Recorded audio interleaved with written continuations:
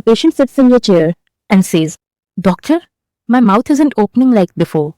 There's no swelling, no obvious ulcer, nothing dramatic. Just restriction. Slow, progressive, silent." Now here's the part that should make you uncomfortable as a clinician. What if this is not just a functional problem, but the beginning of a disease that can end in cancer? The worst part? Most patients ignore the early signs, and many clinicians miss them too. Welcome back to Oral Medicine Simplified, where we don't just memorize diseases, we understand their story, progression, and consequences.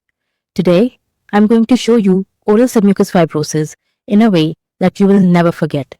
No rote learning, just logic, just pattern recognition. By the end of this presentation, you won't just remember oral submucous fibrosis, you will start diagnosing it before it becomes obvious.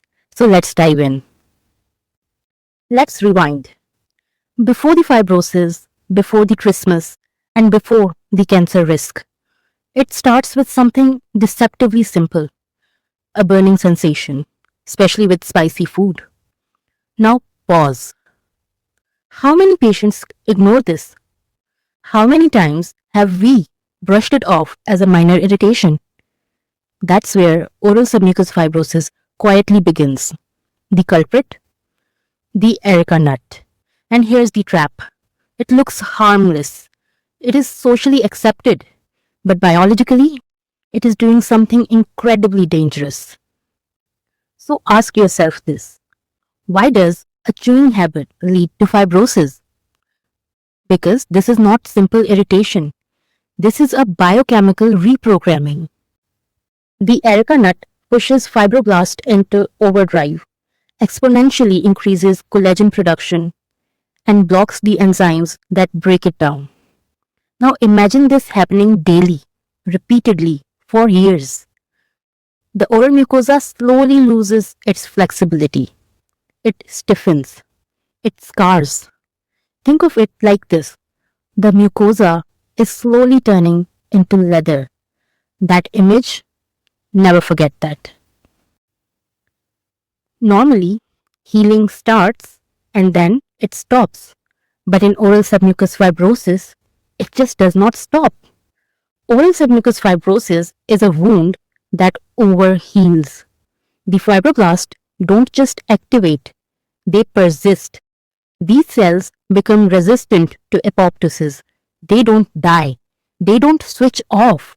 They just keep producing fibrosis relentlessly. Think of them as zombie fibroblasts. Alive, active, but no longer under control. And at this point, the disease sustains itself, regardless of the habit. Now here's the turning point. Oral submucous fibrosis is not just one disease, it is two. In phase 1, stem cells are exhausted and the epithelium becomes thin and fragile. The tissue is weak and restricted, but not yet cancer. But in phase 2, something unexpected happens. Some of these aged cells escape shutdown. Instead of dying, they regain abnormal stem-like behavior. The tissue becomes disorganized and unpredictable. This is where the real danger begins. Malignant transformation. And remember this. Oral submucous fibrosis is not just a fibrotic disease.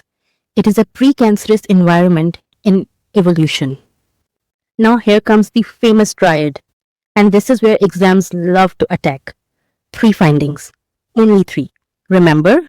BFR. Blanching, fibrous bands, and restricted mouth opening. Let's break it down. Blanching.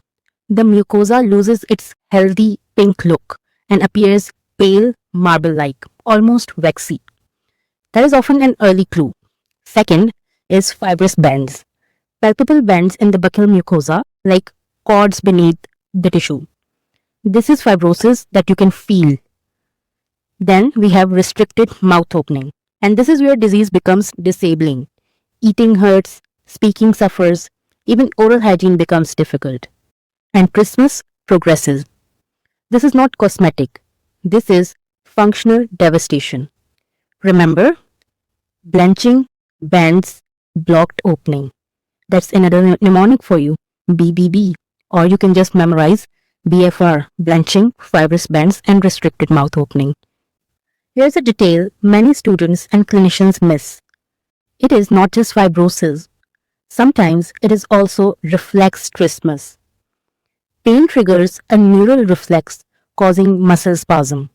So you have both mechanical restriction and neurological restriction working together. That is why the condition can worsen faster than expected. Think of oral submucous fibrosis as moving through 4 acts.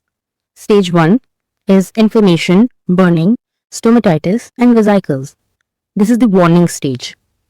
Stage 2, the fibrous bands appear and the disease is organizing.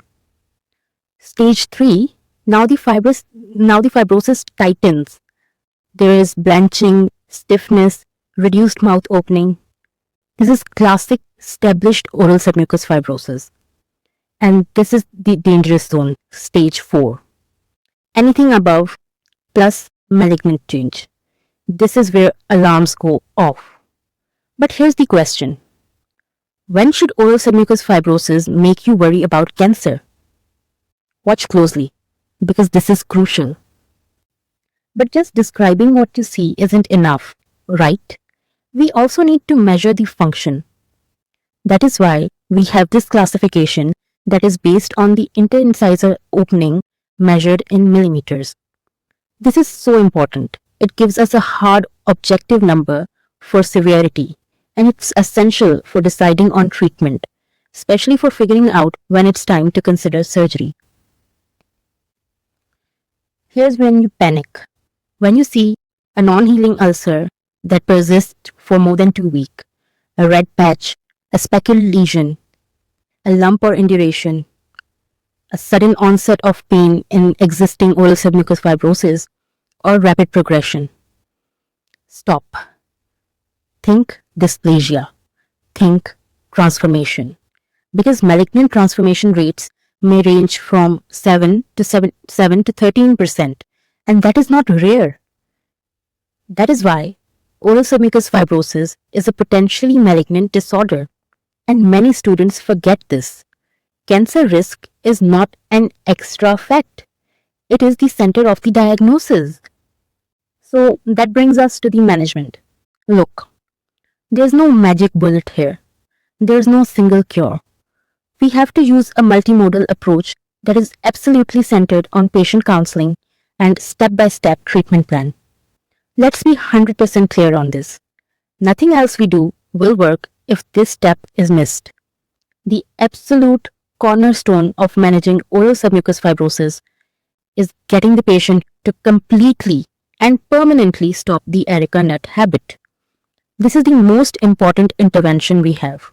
It has to be our first and our most consistent conversation with the patient. Stop the cause. So, effective chairside counseling really covers these things. So you have to clearly explain the direct link, make them understand that this is not bad luck, it is a direct result of the habit. So for the treatment, this is a 3-step formula. Stop, support, and stretch. Stop Areca nut, support with iron and vitamins, and stretch with physiotherapy. Because fibrosis tightens, but you must fight back. The treatment plan itself should be a logical progression. We always start with the most conservative stuff: education, counseling, physiotherapy. If that's not cutting it, then we can move to non-surgical intervention. Surgery is really reserved for the most advanced cases, where the patient's function is severely limited. So, what are those interventions? Well, non-surgically, we can use intralesional injections. We inject steroids or enzymes like hyaluronidase right into those fibrotic bands. This can help calm down inflammation and break up some collagen in those earlier cases. But for a patient with severe trismus, where the mouth opening is tiny, surgical options like Z-plasty might be needed to physically cut and release those bends to get them functional again. So here's the entire journey. It starts with burning, becomes fibrosis, leads to trismus, and may end in malignancy. Understand this progression. And you might not need to memorize anything. So let's recall everything. The cause, Areca nut. The Triad, blanching, fibrous bends, and restricted opening. The most important treatment, habit cessation. Most feared complication, malignant transformation. That's it. Done. Topic mastered. Before we wrap this up, I would like to ask you something. If we know the cause, why are we still only treating the disease? What about prevention, awareness, public health? Because in oral medicine, early diagnosis does not just save tissue. Sometimes it saves life.